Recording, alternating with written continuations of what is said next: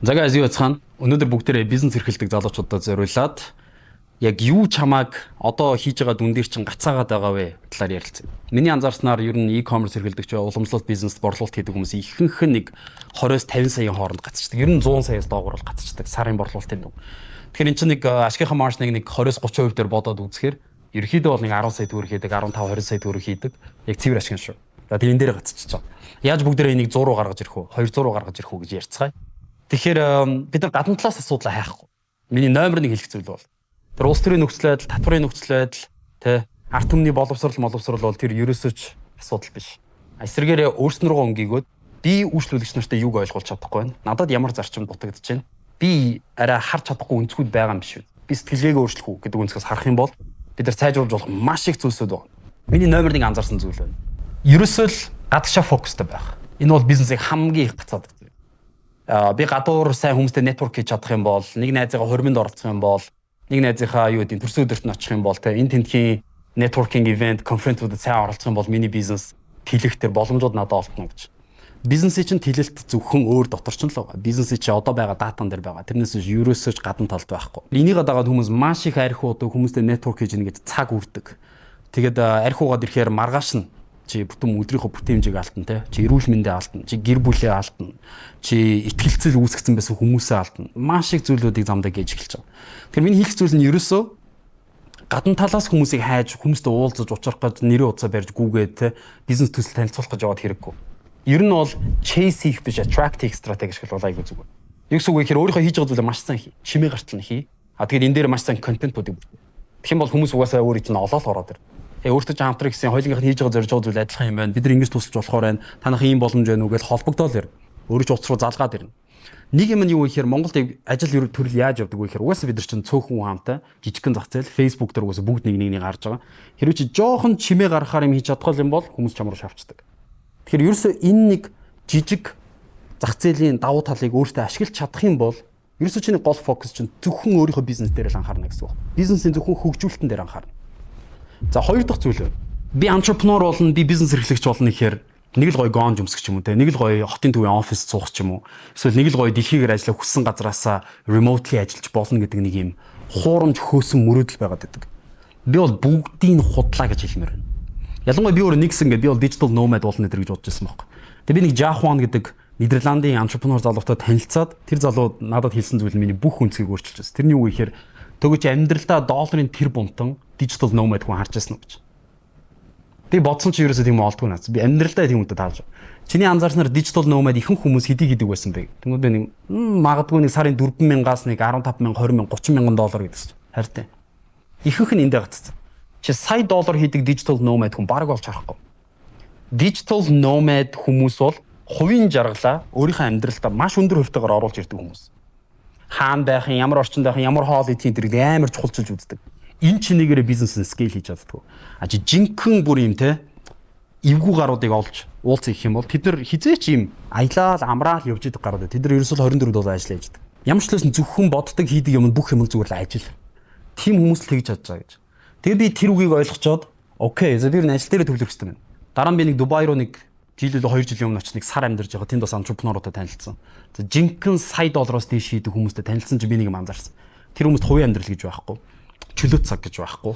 Тэр хүмүүст бидний тэр social media контентер үзээд байдаг Lamborghini унаал те гой охтуудтай хоолнд ороод тийм юм ерөөсөж байхгүй.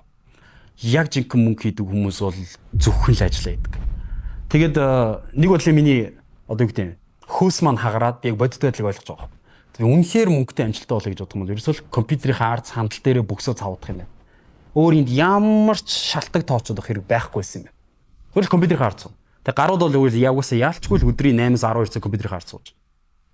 Ихэнх digital entrepreneur хүмүүс угаасаа social media-г ойлгох учраас ажлынх нь тодорхой хувьд дандаа контент бүтээлд орж байна. Одоо би ч гэсэн урдаа камер тавьсан, энд гэрэл тавьсан, ингээд диван дээр ингээд юмнуудад цэцэн сууж байгаатай адилхан ерөөсөө л чиний хийдэг зүйл чинь ерөөсөө контент бүтээх, борлуулалт гаргах, тэгээд бизнесээ хөгжүүлэх. Ерөөсөө л энэ гурав ингээд нүдэл энэ. Цаг наргүй нүдэн. Тэгээ та анзаарах юм бол сүүлийн үед яг digital entrepreneur хүмүүсийн дунд нэг юм тренд гарч ирсэн ба. Дундаа нэг villa түрээслээд, нэг байр түрээслээд хамтдаа ажиллаж амьдардаг. Тэдний хувьд work life balance гэдэг зүйл байхгүй. Тэ? Гэртээ харин марин Ингэн тийм байхгүй. Ялангуяа Монголын нөхцөл миний анзаарсан зүйл нь юу гэхээр чи гэр рүүгээ 2 цаг төгжрээд буцаж ажил дээр ирэх гэж 2 цаг төгжрээд ажил руугаа орж ирчээд нэг даарцсан хүн байна, нэг цай уугаад ажил руугаа ороод нэг моментум авах гэсээр хөтл ингээд өдрийн 5 цаг 6 цаг наалдагдчихж байгаа байхгүй. Тэр гарууд яадаг вэ өглөө бослоо. Яг компьютер ширээн яг урд нь очиж суулаа тав хийлээ. Жим руугаа явна. Мэдээж жим руугаа тэр чи амар их суугаа ажил хийж байгаа учраас нурууч өвдөн, жин нэмэн те. Тэм учраас маш их гарууд болж юм идэг. Миний анзаарсан digital entrepreneur бүх хүн жим идэг. Жим хийдэггүй би entrepreneur хүн баг нэг их чараагүй. Бүгд жим хийн. Бүгд өдрийн 8-аас 12 цаг ажиллана. Тэгэл ерөөсөө л бүх юм нь тоо. Хандлтууд нь тоогоор хэмжигдчихэв, conversion тоогоор хэмжигдчихэв, борлуулалт нь тоогоор хэмжигдчихэв, ашиг нь тоогоор хэмжигдчихэв. Тэгээ ашгаа аваад цаашгаа хөрөнгө оруулалт хийн. Хөрөнгө оруулалтын өгөөж нь тоогоор хэмжигдэнэ. Ерөөсөө л бөөн дэлгэцүү тавьчаал ерөөсөө тоон дунд л амьдэрдэг хүмүүс. Бүх юм нь тоо.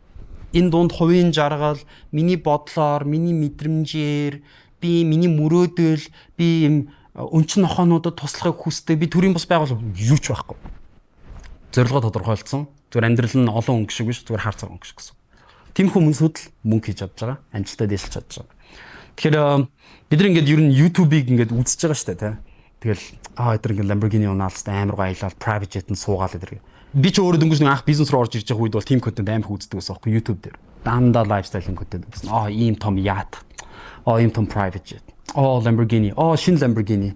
Шинэ Rolls Royce үзээлэн. Ийм шинэ цаг Richard Mille. Patek Philippe. Ийм гэл үзээлэн дуусахгүй байхгүй. Энүүгээр хоололдог маш том зах зээл байгаа. Энийг үзэж кайф авдаг хүмүүс байгаа. Би бол энэ хүмүүсийг юу гэж хэлдэг вэ гэхээр оюуны гар хангалга гэдэг хүмүүс. Өөртөө байхгүй зүйлийг зүгээр ингээд компьютерийн цаанаас үзэж ингээд дураахан. Тэгээ тэрийг ингээд авч байгаа юм шиг мэдрэмж авдаг. Гэтэ энийг өөртөө ингээд manifest хийж би өөртөө татчихна гэж бодог. Яг үнэндээ жоохон тийм ш. Яг үнэхээр тэрийг өөртөө татдаг хүмүүс бол зүгээр л ажил. Тэгэхээр гарууд өгөөс хийдэг юм дээр. Тэгээ гуравт бас миний нэг анзаарсан зүйл нь юу гэхээр ерөөхдөө ингээд амжилттай хүмүүсийг харахад нэг бодлын яг одоо юу гэдэг юм алтан дундаж хүн угаасаа амжилтанд хүрэхгүй шүү дээ. Яг тэрнтэй адилхан яг юм цоо одоо бид нар ирүүл гэж хэлэх үү те. Яг энгийн ивэл ард шиг яг тийм хүн амжилтанд бас хүрдэг. Тодорхой хэмжээнд юм юм донтцсон гэхдээ тэр донтсон зүйл нь ажиллана. Тиймэрхүү хүмүүс амжилтанд амир хүрдэг. Нийгэм рүү орохоор живчдэг. Ирүүлэрийн бүх юм мартчихдаг. Ерөөсөө л тэрэн дээр үр дүн үзэхгүй бол бүр ингээ улаарчдаг. Эсвэл тэр ажилласаа авдаг, амжилтаасаа авдаг тэр допаминдаа бүр донтцсон.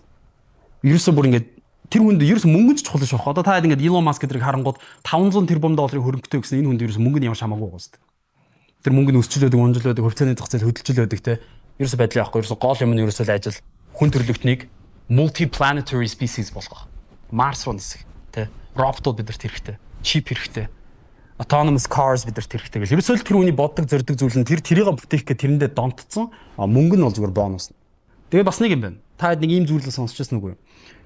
Чи за сая доллар хийдэг хүн болмоор бай те. Чи сая доллар хүсэж байгаа нөхөр yes би хүсэж байна гэн.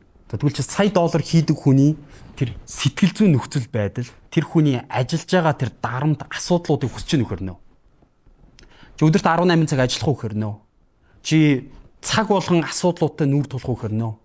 Гэтэ чи юу юмсад байгаа юм бэ? Сая долларыг хүсэж байна. Хүртэх хэрэггүй бол энэ мөнгийг чамд хийж өгөхгүй байхгүй да хорвоо ертөнд бурхан. Тэгэхээр ерөөсөө чиний гол зүйл нь бол чи бүр асуудалтай хамгийн сайн найзуулж хувирах хэрэгтэй. Чи зүгээр бараг асуудлаар цангадаг юм чон шиг болж хувирах хэрэгтэй. Хаана асуудал байна би шийдээтэй те.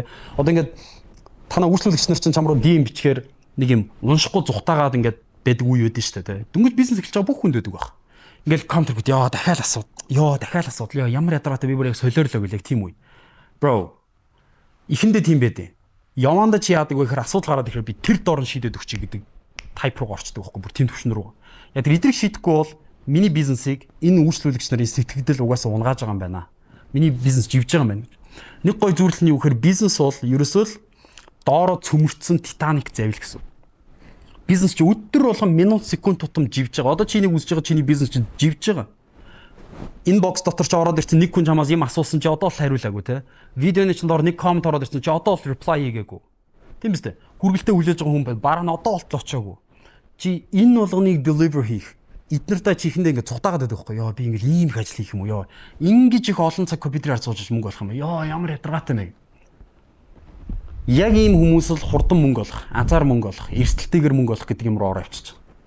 Тэгэхээр бизнес дээр чинь 10 жилийн дараа 20 жилийн дараа тунж үлдчихэж байгаа хүмүүсүүд нь үнэхээр яг ball buster те. Ингэдэг гарууд нь л яг амьд үлдчихэж байгаа байхгүй эцэст нь. Яг л асуудлыг очивол зүгээр мөрөгдөг гарууд. Би нэг надаар нэг коучлуулжсэн нэг залууд хэлсэн тэгээд тэр залууд яагаад ч минь үг амар их орсон гэсэн тарих руу. Хэлсэн зүйл нь ингэхгүй. Нөхөр ингээ жоох амьдрал ялагдаа явуулсан. Бизнес дээр нь асуудал гарахаар шантарч гад. Тэгвэл би нэг юм хэлэхгүй. Амьдрал чамайг алгадах юм бол буцаага багалзуурдад сур гэдэг.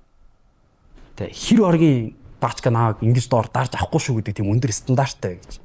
Тэгээ нөхөр тэр үг амар орсон юм шиг. Магадгүй та хэдэд би орохын мэдэхгүй. Гэхдээ асуудлуудыг чи багалзуурдад сурах хэрэгтэй. Энэ бол гэс асуудлуудыг яаралтай шийдэж сурахгүй бол чи сул орхих тусам төмөр газар аав.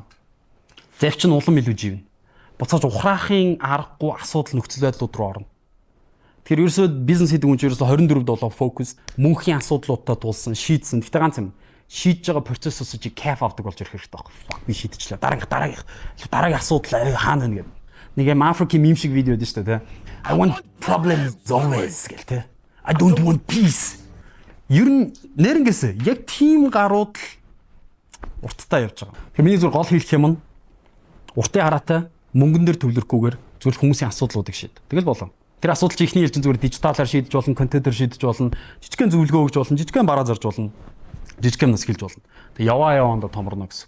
За сүүлийн миний хэлэх нэг зөвлөгөө байна. Би бол яриа левел ингээд 3 4 5 цаг 6 цаг ярьсан ч яг. Гэтэ бүгдээ видеонуудыг жижигхэн болохгүй бол хүмүүс дуусталнаас үзэхгүй байх.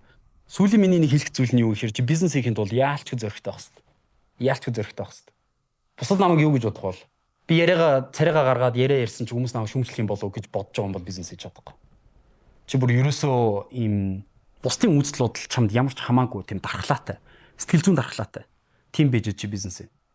Одоо ямар ч төвшөнд очиод гацсан хүмүүс өдөө шүү дээ. 20-50 сая дээр гацсан, 50-100 дээр гацсан, 200-300 дээр гацсан. Бүгдээрээ тодорхой хэмжээнд дараагийн зориг шаардах үйлдэл дээр л гацсан гэсэн үг үстэй. Гэхдээ зүгээр яг нэг үг яриа л да. Тийм л үстэй те. Скейл хийх тэгвэл яг аргууд нь ингээ бэлэн байна шүү дээ. Яг эдрийгээ сайжруулаач, эдэр дээр анхаараач гэдэг хахад чадахгүй байгаад байна шүү дээ. Үйлдэл нь тодорхой. Одоо би ингээд гүүрээр гарахад алхаач гэхээр ингээ байгаад байна гэсэн үг байхгүй юу? Энд 50 сая байна, тэнд 300 сая байна. Ерөөс энэ хоёрын хооронд юу дутагдаад байгаа юм? Зориг, итгэл үнэмшил. Болгоно бүтээн гэдэг тэр нэг хандлага. Юу л болвол болог, тэ? Ямар ч зүйл үйлдэл авъя гэдэг зүйл. Гэтэ би зөрөгтэй бэ гэдг нь ямар ч ухаангүйгээр зүгээр маш өндөр рисктэй юм руу зүгээр шууд мем coin руу ороод тэ шууд крипто руу ороо хөрөнгө оруулалт тийм ухаан мотой зөрөг яриаггүй шүү. Ухаантай бүх юмнуудыг мэдээж тооцоолж харна. Тэгээд чи зөрөгтэйгээр ор. Яг тэр энэс алдсан ч гэсэн би юм сурна. Миний алд бол миний алдаа, миний туршлага, миний ялалт. Тийм учраас би юм сурч байна. Тэгэхээр чи дараагийн түвшин рүү гарахын тулд сэтгэл зүйн хувьд чи үргэлж зөрөгтэй үйлдэлүүдийг хийх хэрэгтэй гэсэн үг байхгүй. Тэр ерөөсөө л дэш итгэл үнэмшлийн тулаанд явж байгаа. Тэгээд тэр итгэл үнэмшлийг чинь нуглах багийн тулаан, фракцийн тулаан. За тэгээ өнөөдрийнхөө зөвлөгөөгийн түрүү дуусъя. Таалагдсан бол доор аль хэсэг нь хамгийн таалагдсан коммент үлдээгээрэй. Дээрэс нь хэрэгтэй гэж бодож байгаа хүмүүсүүд рүү миний видеог явуулчихгүй те. Чи нэг үзтээ гэнэ. Тэгээ subscribe хийгээгүй хүмүүс бол subscribe хий. Би одоос л тогтмолын видеонд оруулж явах болно. Тэгээд let's get this bag мөнгө олж өнгө орцгоё.